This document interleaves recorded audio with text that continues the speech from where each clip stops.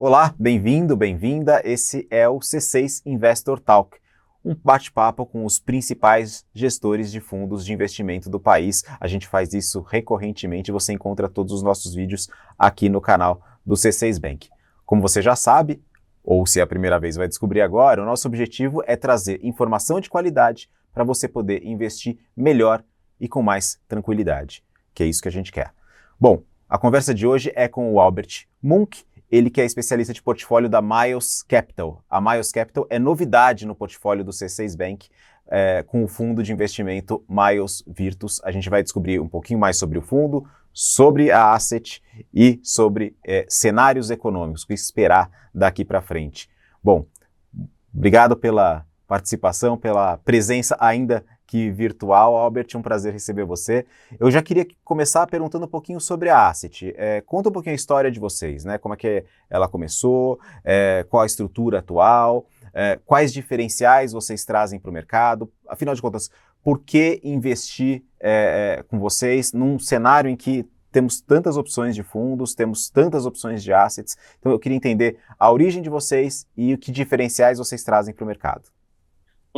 Bom, obrigado, Rodrigo, aí pela disponibilidade e todo o time aí do C6 para poder dividir um pouco do histórico da Miles e também nos sentimos honrados aí em ter o Virtus lançado aí na plataforma, né, o nosso produto long only.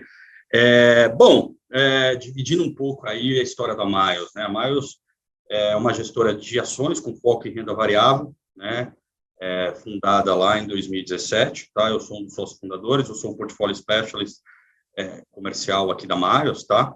Fiz uma carreira em investment bank, mas sempre quis empreender, então entrei aqui no D0, junto com o Fabiano Custódio, que é o principal gestor da casa, um gestor que teve passagens aí pelo Credit Suisse, Itaú, antes também em 2017 de fundar aqui a Miles, né? A gente começou naquele momento em 8 pessoas, batemos agora praticamente 40 pessoas, trouxemos pessoas importantes, o Ibrahim Rajar se juntou depois, o Bruno, o Felipe, um time bem forte, né, que veio crescendo conforme foi crescendo a casa. Hoje é uma casa de 4,5 bilhões de reais, né, então uma casa grande em renda variável, e a casa como um todo tem 4 produtos, né, o Acer, o Long Bias, o Virtus, eu vou falar um pouquinho sobre ele, o Virtus Prev e também o Singular, que é um fundo de tech, né, e aí, dividindo um pouco aí, a Miles se diferencia,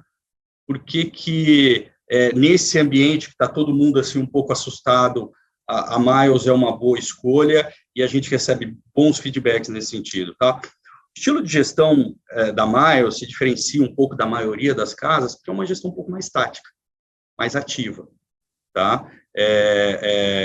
Na verdade, a gente tem 2 pilares aqui, um são posições estruturais, né, e o outro posições dinâmicas, né. As posições estruturais não são muito diferentes do que vocês olham em outras casas, o analista se aprofunda, olha a indústria inteira, entra fundo no case, vai lá e monta uma posição, até igual a todo mundo, né. Onde que a Maio se diferencia um pouco, é mais tático, então eu não fico parado na posição, poxa, vai vir um resultado que eu acho que é um bom resultado, eu aumento, um resultado não tão bom, eu reduzo, sou mais tático em relação a isso, poxa, às vezes, gosto do case, a empresa entrando numa guerra de preço, vai ganhar guerra de preço, mas vai perder margem, eu saio e volto. Que é um pouco diferente de outros gestores que às vezes ficam parados no papel, né? O estilo de gestão da Miles é um estilo assim, gosto de Petrobras, tenho, por exemplo, 7% em Petrobras, não faço mais nada. Isso não é gestão Miles, tá? Eu gosto do ativo, vem noticiário, vem mudança de cenário, a gente muda, a gente é mais tático. Então, tem esse call estrutural e o call dinâmico mesmo, gente, que aí é dia a dia de tesouraria, né, que o Fabiano viveu no Credit Suisse, na época de tesouraria, o mercado é rico em assimetria, e às vezes existem setores que a gente nem gosta estruturalmente, né, poxa, eu não gosto desse setor, não gosto estruturalmente, e aí, de repente, você vê na nossa carteira por um período, 1, 2 meses, por quê? Porque a assimetria estava tão grande, valia a pena surfar ali por 1, 2 meses aquele setor. Tá? Então, é um pouco diferente, né, uma gestão mais ativa, gira bastante. O nosso long only, que a gente tem o prazer aí de lançar com vocês, tá? Esse ano já girou 16 vezes o fundo. Ano passado ele girou em torno de 25 vezes, né? Então, é mais tático, ele não fica parado nas posições, né? E não é que eu mudei de ideia 25 vezes no fundo, é simplesmente que eu não fico parado, é size. Então, poxa, meu noticiário aumento, reduzo, é um negócio muito mais ativo. E aí, umas outras características marcantes do estilo de gestão Miles. Outra, não opera concentrado, tá? Esse meu long only tem, na média, 40 papéis, né? Então, um evento que você vê um papel, às vezes, caindo 40% em um dia, se você opera concentrado, você quebra, isso, você dilui isso. E uma outra característica marcante da Miles, proteção. A gente é muito ativo em proteção. A gente, quando vê cenários de cauda, faz proteção, tá? Derivativos, etc. Put spread de IBOV, qual spread de dólar e etc. Faz proteções, mas também não é assim, sempre tem proteção na carteira. Quando a gente vê os cenários, a gente faz proteção. Então, no final do dia, é um mix de velho, long, short, tesouraria, uma gestão mais ativa. E por isso, gente, bom, vocês estão aí no mercado brasileiro, Rodrigo, você acompanha o mercado brasileiro, os últimos 10 anos de Brasil, você falar que não foi uma gestão ativa, né, porque, assim, é o que, ultimamente, você vem ouvindo, até o passado é incerto no Brasil. E, então, a gestão ativa acaba se sobressaindo nesses cenários. Então, o cenário que a gente vai ver daqui para frente, que depois a gente divide com vocês, eu acho que é bem propício para uma gestão ativa. Bom, do jeito que você falou, descreveu o Brasil, tá perfeito, né? O Brasil, ele é gestão ativa por definição, né? Você tem que fazer gestão ativa de qualquer coisa aqui no Brasil, né? Até do seu orçamento doméstico, tudo é gestão ativa. Tudo é gestão ativa. Pois é. Agora, eu queria entender um pouquinho sobre os efeitos dessa gestão ativa para o resultado que o investidor tem. Imagino, por exemplo, que isso tenha efeito na volatilidade, imagino que isso tenha efeito na busca do benchmark ou na redução de eventuais perdas em caso de grandes solavancos do mercado. No final das contas, essa decisão de ter uma gestão ativa se reflete de que forma para o investidor? Olha, eu tenho uma vol mais baixa do que a média de mercado, tá? Ali girando em torno de 20, 23, ali uma vol muito mais baixa, né? Isso considerando o que foi ano passado, né? Muito mais baixa do que a média do mercado, né? E eu consigo girar a carteira muito rápido, né? O nosso time aqui, dentro da Miles, a gente tem 24 pessoas em gestão, um dos maiores times do país de gestão e análise, 24 pessoas, eu tenho 3 traders. Então, você vê um momento como pandemia, né? Poxa, você tem que conseguir se movimentar muito rápido, né? Ou um outro grande momento da Miles, greve dos caminhoneiros, você tem que conseguir girar a carteira muito rápido, virar ela defensiva muito rápido. Se você ficar parado nas posições, você acaba perdendo timing. Na nossa visão, proteção de capital é gestão também. Então, em momentos de muita volatilidade, muita correção de bolsa, se você consegue proteger capital, e a gente é muito ativo no net do fundo, exposição em caixa, etc., reduz gross em momentos de muito estresse, aumenta a caixa em momentos de muito estresse, você protege capital também, né? Então, se eu ficasse sempre parado, olha, tenho aqui meu long only, estou sempre 90 parado, sempre comprado, porque é isso. Dado o que foi Brasil, a nossa percepção, você deixou dinheiro na mesa. Outra coisa, eu tenho um time de análise aí de 24 pessoas, olho de diferentes setores. Às vezes você ouve de alguma casa, outra, não entra estatal, né? Poxa, você tem oportunidade estatal. O que você tem que saber é saber entrar e saber sair estatal, né? Dado todo o noticiário, etc. Então, a gestão ativa, por mais que às vezes eu gosto muito de um case de estatal, eu falo, poxa, vai ter eleição, não vai sair nada, não vou ter novidade aqui. Ou melhor, no momento que tiver a eleição, poxa, a depender se é sem juízo de valor aqui, direita ou esquerda, whatever, o papel vai para um lado, vai para o outro, você tem que agir muito rápido, né? Então, assim, às vezes oportunidades que você fala que não existem, numa gestão ativa, saiu uma pesquisa eleitoral, você vai lá e compra o papel, né? Ou você faz pesquisa em house, que vai ser uma coisa que você vai ver muito no ano que vem, né? Porque aí saiu a pesquisa, o preço já está lá, mas você contrata as consultorias, começa a ver, começa a enxergar que vai ter um movimento de subida de um certo candidato, você já começa a se antecipar e montar posições, né? Então, a gestão ativa permite muito esse tipo de mudanças de portfólio, dado que a gente viu de Brasil.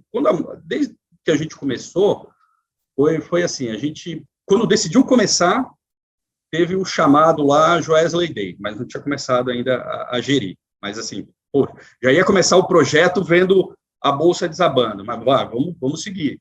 Aí, de repente, greve dos caminhoneiros, facada, eleição no Brasil que a gente sabe que não é para amador, pandemia,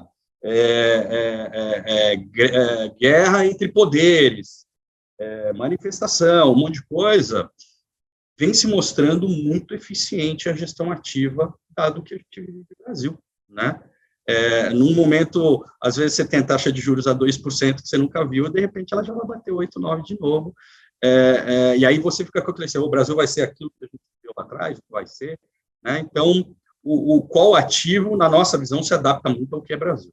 Eu acho que você deu um exemplo muito rico, que é essa questão das estatais, porque, primeiro, elas estão presentes em setores muito grandes e muito importantes para a economia. Então, abrir mão de estatal significa não participar inteiramente, ou às vezes não participar de qualquer jeito, de setores fundamentais para a economia brasileira. E se você tem a gestão ativa, o fato de ser estatal me parece gerar mais oportunidade do que qualquer outra coisa, porque as coisas mudam do dia para a noite, tem uma declaração, um anúncio, uma regra nova, né, e a gestão ativa permite que você surfe essa onda, né, aproveite a queda ou aproveite a alta, dependendo de como se você está comprado, se você está vendido na história, né? Exatamente, né? Acho que no final do dia é não ter amor à posição, né? E a gente tem diversos exemplos de estatais aqui, né? A gente de ter ganhado dinheiro, de em alguns momentos ter perdido, mas saber zerar e depois saber voltar, você entendeu? Mesmo porque você perdeu dinheiro, eu vou ganhar agora, porque vai vir a questão política, vai privatizar, por exemplo, um ativo, vai privatizar, está saindo, contratou consultoria, contratou aquilo lá, poxa, vamos montar uma posição, que está muito barato, a assimetria é muito grande. Então, o jogo de assimetrias é uma coisa que você tem que estar bem atento como um todo, né? E da mesma forma, às vezes você vê uma estatal muito barata, que aí você vai vir para uma eleição municipal, e aí você sabe que as forças não vai ter uma força para eventualmente privatizar ou alguma coisa nesse sentido, e você mesmo assim fica de fora, por mais que esteja barato. E aí, de repente, esse cenário que muda muito rápido, você entra. E é isso que você falou, Rodrigo. Se você for olhar peso de estatais no Ibovespa, é muito grande para você abrir mão disso, né? Então, e o ano que vem, essa visão é muita oportunidade. Mas por isso, eu já estou contratando consultorias políticas, já estamos nos preparando para o ano que vem, tá? Estou até adiantando aí talvez um tema, mas o ano que vem vai ser um ano muito de vol, né? E a gente surfa muito bem isso. E esse ano também, na nossa visão, aquela discussão que era para começar ano que vem, na verdade, já começou. Tá? Então, a gente está vendo aí um cenário bem conturbado e preparado para isso, né? E aí, como que isso se reflete, por exemplo, no nosso portfólio? Poxa, busca por liquidez, em determinados momentos você tira papéis líquidos da carteira, reduz net, reduz gross, fica mais leve para poder surfar esse período.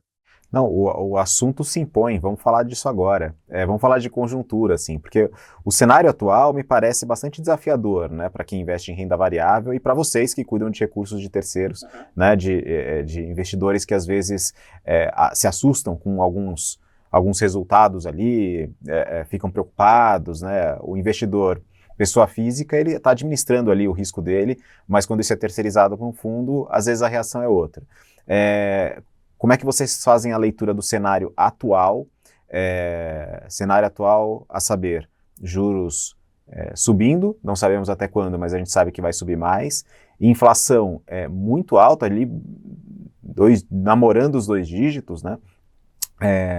E aí também uma incerteza mundo afora, né? Se por um lado a gente tem um pacote enorme de incentivos nos Estados Unidos, por outro a gente tem a China dando sinais de que pode ratear um pouquinho. Então, como é que vocês fazem, que leitura vocês fazem do cenário agora e depois a gente fala do cenário que virá, que é o cenário que agrega tudo isso à confusão eleitoral? O cenário hoje já é desafiador, bem desafiador, né? Além dessa questão eleitoral, poxa, você tem, eventualmente, talvez não um risco de apagão esse ano, ou um risco de apagão ano que vem, embora a gente até internamente ache que não vai ter o apagão, mas se coloca na cadeira do empresário, poxa, se eu tenho esse risco, como é que eu vou investir, né? Subindo taxa de juros, né? Isso aí reduz atividade de uma forma geral, né? E você tem essa questão da inflação aí muito forte. Poxa, isso aí está afetando o PIB, perspectiva de PIB não para esse ano, como para o ano que vem também, né? E a questão de China, né? Poxa, a gente está acompanhando, né? É um processo aí que vem ao longo dos anos, né? Eles querendo tirar esse peso da infraestrutura e colocando um peso maior em consumo dentro da economia, né? Você vai ter aí eleição ano que vem, Olimpíada de Inverno, que todo mundo fala, poxa, tem-se um direcionamento para se ter menos poluição, e aí você está vendo um racionamento agora de energia, né?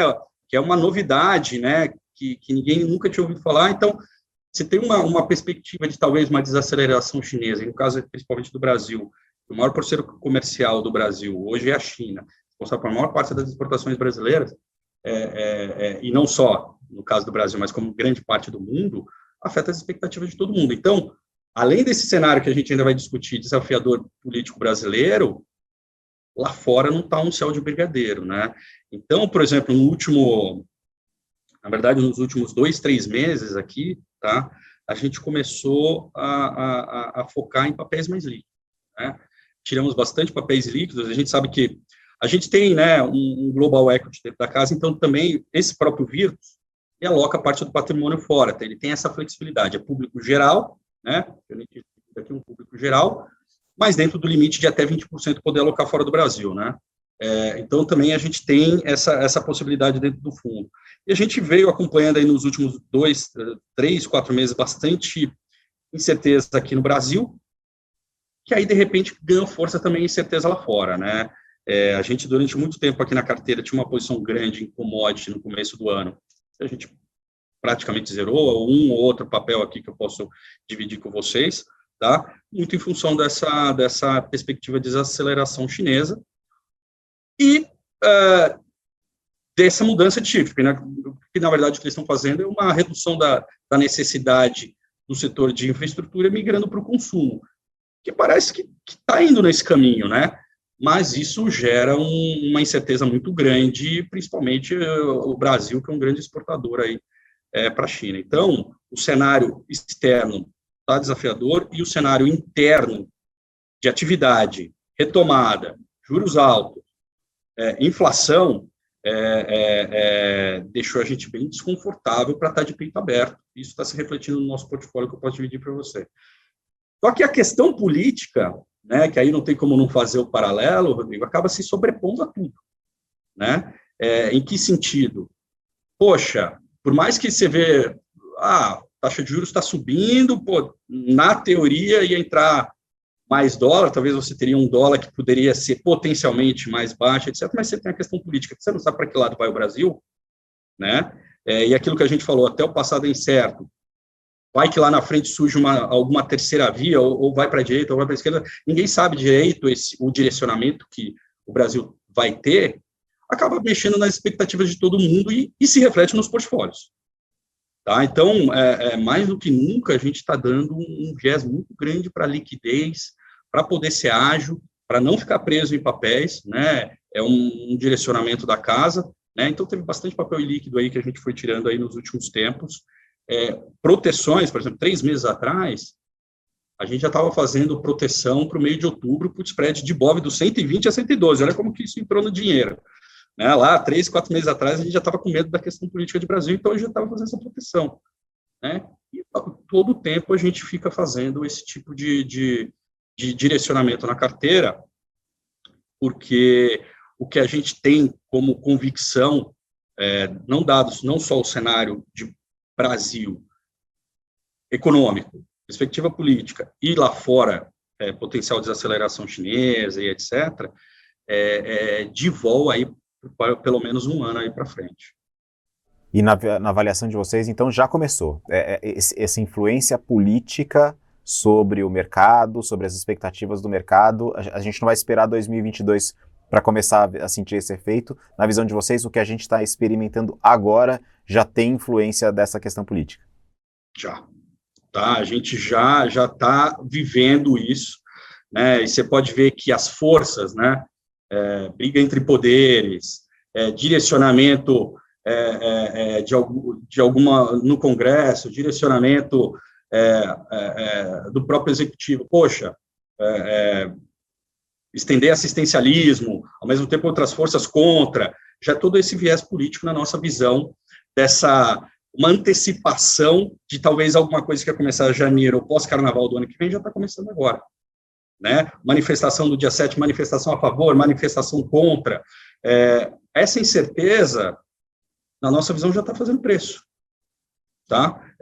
Então, por mais que você veja um viés que poderia ter uma melhora do ponto de vista econômico, ou talvez a Bolsa poderia estar num outro patamar, veio balanço forte de empresa, ou alguma coisa nesse sentido, essa questão política prepondo, e na visão da casa, isso já começou. Tá? Isso já começou a afetar. Né? Então, a gente já, nesse sentido, reduziu o gross, reduziu o net de carteira, já começou a diversificar papéis mais quales, papéis mais líquidos, para você, dado a nossa gestão ativa, conseguir se movimentar bem nesse cenário e não ficar preso, que eu acho que, gente, vai ser o grande motor. A gente viu que foi a última eleição presidencial no Brasil, que teve até requinte de crueldade, né? Facada, né? A gente está vindo para uma eleição, a gente nunca viu alguém com a máquina na mão perder a eleição, né? Ao mesmo tempo, também ninguém nunca viu um ex-presidente com uma popularidade tão alta vindo para uma eleição e estando primeiro nas pesquisas. E, ao mesmo tempo, se falando que talvez viria uma terceira via, que ninguém sabe quando vai surgir. Na nossa visão, se surgir, vai ser como foi o movimento lá em Minas Gerais, do Zema, que foi um negócio muito, naquele momento, muito lá no final da eleição, surgiu uma terceira via, né? Assim como foi o evento Facada, que de repente a gente viu uma mudança no quadro eleitoral. Então, assim, até a eleição do ano que vem, a nossa visão é que isso vai sobrepor a tudo, tá? Então, assim, a expectativa de PIB, crescimento de juros e etc., já dá uma reduzida para o ano que vem. Atividade com potencial apagão. Então, a gente começa a ficar um pouco mais reticente e preparado para esse movimento de vol. Isso significa de que forma na gestão? Uma gestão mais leve, uma gestão com menos gross, um net mais baixo, para ser ágil, né? Acho que esse é o nome do jogo. Bom, se eu bem entendi, Albert, as palavras de ordem nesse momento são liquidez, proteção e caixa para você poder entrar em oportunidades que eventualmente surjam e certamente surgirão nesse período conturbado. Só para a gente encerrar o papo aqui, eu queria saber quais são as projeções que vocês têm aí para Ibovespa e para dólar até o fim do ano, se está em linha ali com o foco, se vocês têm uma visão diferente. Olha, a casa ela não fornece estimativa de Ibovespa nem de dólar, dado até que a gente tem uma gestão ativa, né, Rodrigo? Os cenários mudam tanto, né, que a gente acaba se preparando para essa mudança de cenário. Então, assim, a gente não tem algo oficial da casa nesse sentido. O que eu posso te dizer é o seguinte: tanto do ponto de vista de dólar, por mais que hoje, por exemplo, eu tenho aí um call spread em dólar que eu tenho na carteira, tá? Um call spread de dólar, porque assim, se eu vejo bastante voo, né, nesse cenário, incerteza política, etc., você monta um call, às vezes, spread de dólar para 1, 2 meses, para se proteger, porque, poxa, tem barulho político, você vai dólar subindo no Brasil, né? Assim como a Bolsa, por mais que a gente está nesse viés mais negativo de inflação da questão política, em alguns momentos você vai ver spikes também, né? Às vezes acompanhando o movimento lá fora, né? Sobe lá fora, sobe aqui junto, né? De forma estrutural, a bolsa crescendo no Brasil de forma estrutural agora, a gente não consegue ver. Mas é isso que você falou, existem oportunidades no micro que a gente vai atrás, e isso vem gerando resultados diferenciados quando você olha a indústria. No relativo, a gente vem muito bem, né? Então, assim, o que eu posso dizer, né? Vol na bolsa, que eu acho que é a melhor resposta, tá?